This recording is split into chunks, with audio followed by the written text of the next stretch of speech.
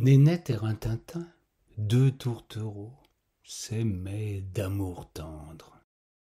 Le destin en avait voulu ainsi, quand ils convolèrent en justes noces par la grâce d'un bénévole de la Ligue de protection des oiseaux, qui les bagua tous deux le même jour.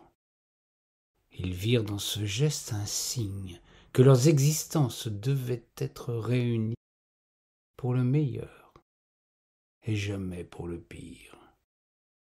Nul nuage à l'horizon dans cette vie sans prise de bec. Ils se couvaient des yeux et parfois, à tour de rôle, tenaient la fonction de couveuse pour faire éclore les fruits de leurs amours. Un nid fort bien placé dans un monument historique, classé et fort visité, leur assurait une tranquillité de bon aloi. Parmi les touristes, il y en avait toujours pour leur porter des graines. La vie de château, en somme.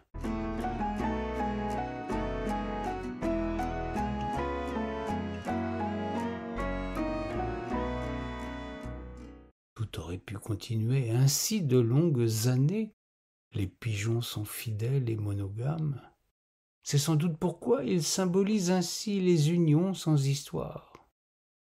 Mais un jour, Rintintin fit la rencontre d'un collègue, un mâle qui manifestement n'était pas du coin.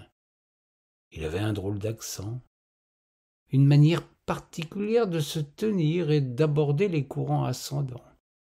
Le visiteur ne devait être que de passage, ce qui poussa notre ami à venir l'interroger.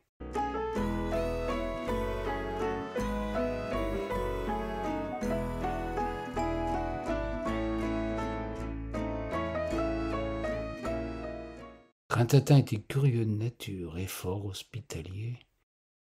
Il n'aurait pas été de ces mauvais garnements prêts à voler dans les plumes de ceux qui viennent d'ailleurs. Il y a conversation avec ce nouveau venu, s'enquérant de son parcours personnel, de sa vie et de ses passions. Vaillant, puisque tel était le nom de ce ramier de belle lignée, provoqua un grand émoi auprès de son interlocuteur quand il lui avoua qu'il était pigeon voyageur.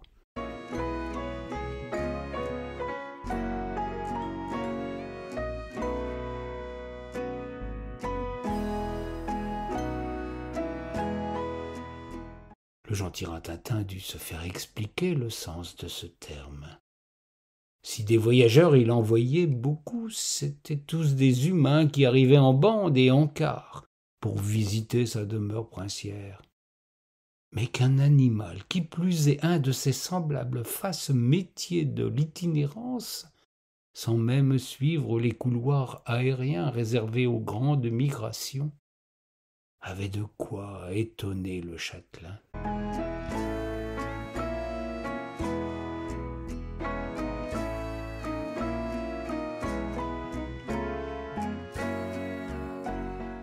Vaillant expliqua alors qu'il était un oiseau de concours, qu'il sillonnait l'Europe à l'occasion de grands concours colombophiles, et qu'il était souvent récompensé.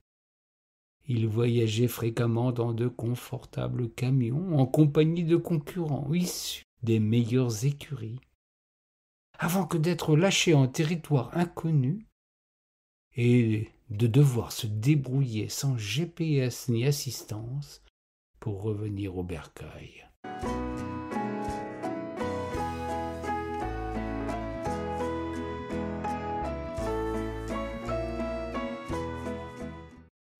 Tintin n'en croyait pas ses oreilles. Quelle vie pleine d'exaltation, d'incertitude, de découvertes et de menaces que celle de ce vaillant, à qui rien ne semblait impossible. Il se sentit soudainement fort étriqué dans son existence, par trop routinière, en dépit du lieu prestigieux qu'il habitait. Il fut soudain fort jaloux de cet intrépide aventurier. Il l'interrogea plus avant sur les conditions requises pour se lancer dans la compétition.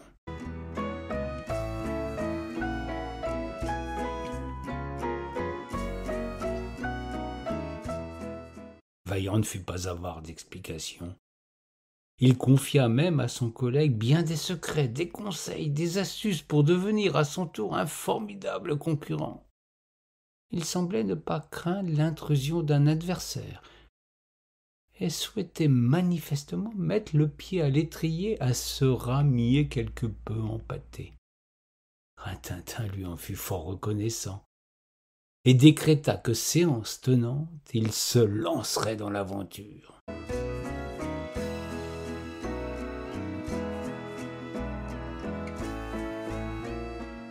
Vaillant bon prince lui confia des coordonnées GPS, latitude et longitude, qu'il devait sans tarder atteindre pour éventuellement remporter la compétition. Il souhaita bonne chance à son rival, lui affirmant que pour l'heure, après un coup de moins bien, il avait grand besoin de récupérer des forces en restant quelques heures ici. Sans plus tarder, Rintintin mit le cap sur la lointaine destination qui lui avait été indiquée.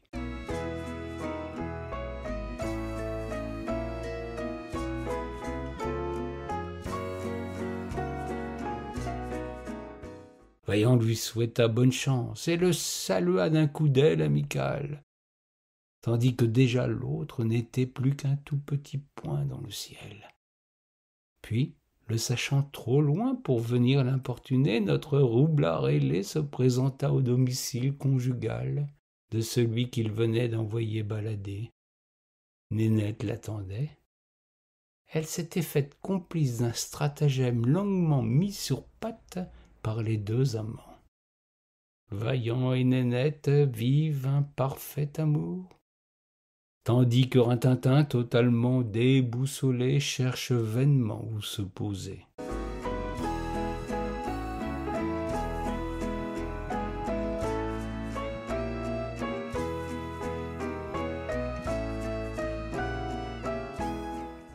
Il a curieusement le sentiment de s'être laissé pigeonner, ce qui, dans ce cas d'espèce, est fort désagréable.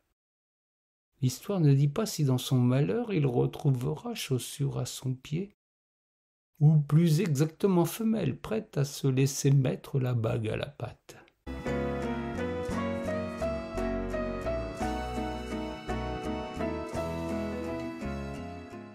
Quant à Nénette et Vaillant, tout va pour le mieux pour eux.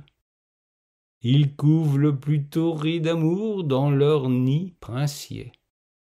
Si les voyages forment la jeunesse, ils brisent parfois des cœurs, quand un seul a l'âme vagabonde.